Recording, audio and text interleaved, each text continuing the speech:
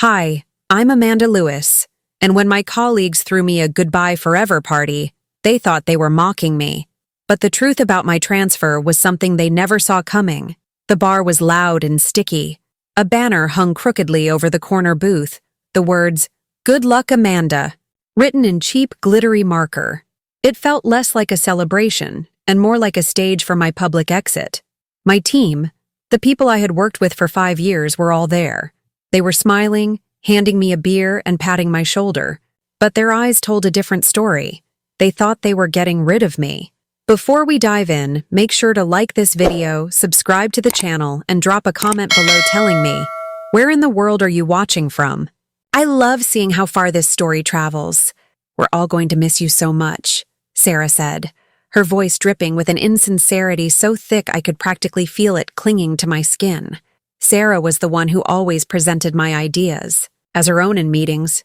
"Yeah, the place won't be the same without you," Tom added, sloshing his drink. He was the one who got the promotion I was promised, the one our manager Mark said I wasn't ready for. They invited me to this party to say farewell, but it wasn't a heartfelt goodbye. It was a celebration of my supposed failure. The air was filled with inside jokes I was suddenly on the outside of, backhanded compliments that felt like small paper cuts, and quiet whispers that stopped the moment I looked over. They treated my transfer like a demotion, a final, embarrassing shuffle out the door. I let them. I smiled, nodded, and held my glass, a silent observer at my own execution. After about an hour of forced pleasantries, my manager, Mark, stood up and tapped his glass with a fork. The chatter died down. Every eye in the room turned to him, then to me. His face was flushed with cheap beer and a sense of victory. "I'd like to make a toast," he announced, raising his glass. "To Amanda." He paused for dramatic effect, a smug grin playing on his lips. I could feel the heat rising in my cheeks, but I kept my expression neutral. I knew what was coming. He lived for moments like this, small displays of power to remind everyone who was in charge. "She's been a dedicated member of our team," he continued, drawing out the word dedicated as if it meant boring. "And while we're sad to see her go, we're all so thrilled she's finally moving on to something." He looked around the room, making eye contact with his favorites. "Something smaller." The room erupted in laughter. It wasn't a kind, gentle laugh. It was sharp and cruel. It was the sound of a pack confirming its hierarchy. They were laughing at the idea of me in a small, unimportant office somewhere, doing a small, unimportant job. They were laughing because they thought they had won. I smiled politely. I even raised my own glass. My heart was heavy, a stone in my chest, but my mind was perfectly calm. I had a secret they couldn't even begin to guess. As their laughter echoed off the cheap wood paneling of the bar, I held on to that secret. It was my shield. They had no idea I was the one who was about to be in charge of them all. This party wasn't a surprise. It was just the final public chapter in a long story of humiliation. For 5 years, I had been the quiet workhorse of the department, was the one who came in early and stayed late. I was the one who fixed the mistakes, ran the numbers, and put together the reports that made everyone else look good. And for 5 years, I was systematically undermined. I remembered the Apex project. 2 years ago, I had spent 3 months on it, working weekends, buried in spreadsheets and market analysis until my eyes burned. I built the entire strategy from the ground up. The night before the presentation, I sent the final deck to Mark and Sarah. The next morning, they presented it to the executive board as their own. My name was mentioned once in passing on the last slide, with assistance from Amanda Lewis. I sat in the back of the room and watched them take the credit, my voice caught in my throat. When I tried to speak to Mark about it later, he just shrugged. "It was a team effort, Amanda. Don't be a poor sport." Then there was the senior analyst promotion I was promised. I had more experience and better performance metrics than anyone on the team. I was the obvious choice. But Mark gave it to Tom. His reasoning was vague and insulting. "Tom has more leadership presence," he'd told me in my performance review. "You're a great support player, but you need to be more visible." What he meant was that Tom went for drinks with him after work, and I went home to finish the work Tom had left behind. My contributions were constantly brushed aside. My ideas were ignored in meetings, only to be praised when a man repeated them 5 minutes later. I was asked to order lunch, take notes, and plan the office Christmas party, tasks that were never assigned to my male colleagues. Each incident was a small cut, but 5 years of them had left me covered in scars. This party, this final cruel joke, was just them pouring salt on the wounds. They thought it was their last chance to remind me of my place. I took a small sip of my warm beer and looked at the faces around me. They were all smiling, caught up in the shared joke of my departure. They saw me as the quiet, meek woman in the corner who never fought back. They mistook my patience for weakness. They mistook my silence for acceptance. I sat there, letting the noise of their celebration wash over me, and I remembered the cost of my dedication. I remembered the nights I spent in the office, the fluorescent lights humming above me, long after everyone else had gone home. I ate dinner from a takeout container at my desk while I double-checked the numbers for a report Mark would barely glance at before putting his name on it. I remembered the family events I missed, the friendships that faded, all because I believed that if I just worked hard enough, if I was just good enough, my efforts would eventually be recognized. I was wrong. My dedication was invisible to them. They didn't see the sacrifices. They only saw the result, a well-oiled machine that made their jobs easier. They took, and they never once stopped to acknowledge the person who was giving everything. But my work hadn't been entirely invisible. It turned out, the people who really mattered were watching. Not the managers in our little branch, but the executives at headquarters. They saw the detailed reports. They saw the flawless data. They saw the successful project outcomes. They just didn't see Mark's or Sarah's names. They saw the small signature at the bottom of the raw data files, the one I was required to put there for internal tracking. They saw my name, and they started asking questions. 2 months ago, I received an email. It was from Robert Harrison, the Vice President of Operations at our corporate headquarters in Chicago. The subject line was simple: quick chat.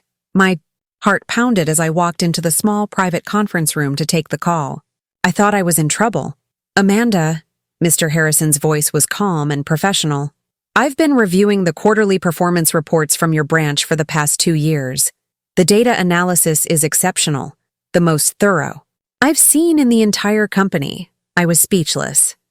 Thank you, sir. I've also noticed, he continued, that your name is listed as the primary analyst on the foundational data, yet you're never the one presenting the findings. Your manager, Mark, is. Can you tell me why that is? And so, I told him. I didn't complain or sound bitter. I just stated the facts. I told him about the projects, the workflow, and the team structure. I never said, he stole my work. I didn't have to. Mr. Harrison read between the lines. A week later, he called again. We have a problem in that branch, Amanda. A leadership problem. And we think you're the solution. We're creating a new position, Regional Director. You'd oversee your current department and 3 others. The position will be based out of your current office, but you'll report directly to me. He paused. The thing is, we need to handle this quietly. For the next few weeks, no one can know. We'll announce it as a simple transfer. Let them think what they want. So my transfer wasn't a demotion or an exit. It was the biggest promotion of my career. I was selected for an executive role at headquarters, a position that made me the boss of every single person who was currently laughing at me.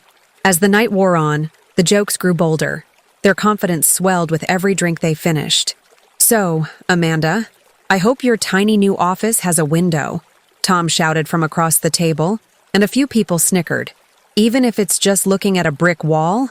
Don't be mean, Tom. Sarah chimed in with a fake pout. She'll be in charge of a whole new team. I'm sure all one of them will respect her. More laughter. I just smiled. I let them have their moment. Each cruel word, each condescending laugh, wasn't hurting me anymore. It was fuel. It was steel, hardening my spine.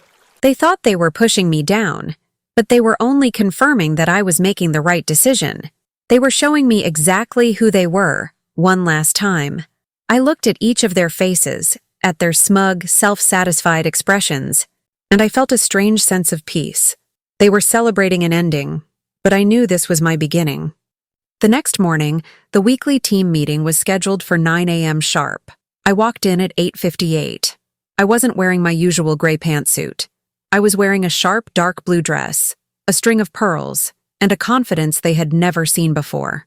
I walked straight to the front of the conference room and set down my leather portfolio. Everyone stared. They were all nursing hangovers, looking tired and rumpled. They expected me to be sitting in the back, waiting to be dismissed for the last time. Mark cleared his throat, looking annoyed by my presence at the head of the table. "Amanda, glad you could make it for your last day. We'll get to the goodbyes in a minute, but I have some regional updates to get through first." I didn't move. I looked at him, my gaze steady. "Actually, Mark, I'll take it from here." A confused silence fell over the room. Mark's face tightened. "Excuse me?" I turned my attention to the rest of the team. My voice was calm, clear, and carried to every corner of the room. There was no anger in it, only authority. "Good morning, everyone," I began. "As some of you know, my transfer was effective as of this morning. What you weren't aware of were the details." I paused, letting the suspense build. "Corporate has restructured the regional leadership. As of today, I will be your new regional director. I'll be overseeing this department, as well as sales, client relations, and logistics. I look forward to working with all of you." From above, the silence that followed was absolute. It was so complete I could hear the faint buzz of the overhead projector. Faces went pale. Tom, who had been slouched in his chair, sat up so fast he nearly fell over. His mouth was hanging slightly open. Sarah's perfectly applied makeup couldn't hide the blood draining from her face. She looked like she'd seen a ghost. But the best reaction was Mark's. His face went from confusion to disbelief, then to pure, unadulterated horror. The smug, condescending man from the night before was gone. In his place was a stammering, terrified employee who had just realized his entire world had been turned upside down. He stared at me, his eyes wide, and I could see him replaying every condescending comment, every stolen idea, every single moment he had underestimated me. He had toasted my downfall, and now he had to report to me. "Amanda, he stammered, unable to form a complete sentence. "I don't understand." "You don't have to understand, Mark," I said calmly. "You just have to do your job, and from now on, you'll be doing it for me." The rest of the day was a blur of frantic, hollow apologies. Sarah was the first to appear at my door to my new office, the large corner one with floor-to-ceiling windows. "Amanda," she said, her voice trembling slightly, "about last night and, well, everything. I am so sorry. It was just office banter. We were just joking." I looked up from my computer and gave her a cool, professional smile. "I appreciate you stopping by, Sarah. From now on, I expect all your energy to be focused on the Q4 projections. They're due on my desk by Friday." She just stood there, stunned, then nodded and practically ran out of my office. Tom sent a long, rambling email full of excuses. Mark tried to schedule a one-on-one to clear the air. I accepted the meeting, but I kept it strictly professional. I laid out my expectations for his department, my department now, and the new reporting structure. There was no yelling, no bitterness. I didn't need it. My new position was statement enough. During a team meeting later that week, I addressed them all one last time on the matter. "I know the transition has been a surprise," I said, my voice even. "The past is the past, but let's be clear. Respect isn't given in speeches or apologies. It's shown in actions. It's shown in work ethic and integrity. Let's see yours going forward." My words hung heavy in the room. There were no more jokes. There were no more whispers. There was only work. I leaned back in my new leather chair. It was larger than any of theirs combined, and it looked out over the entire city. For a moment, I allowed myself a small private smile. They thought the party was my ending. They thought they were writing me out of the story, but they had only set the stage for my rise. My victory wasn't about revenge. It was about reclaiming my own narrative. It was about the quiet, persistent work finally speaking for itself. And from up here, the view was incredible. If you've ever been underestimated, remember, Quiet persistence speaks louder than cruelty. Like, subscribe, and share your story in the comments.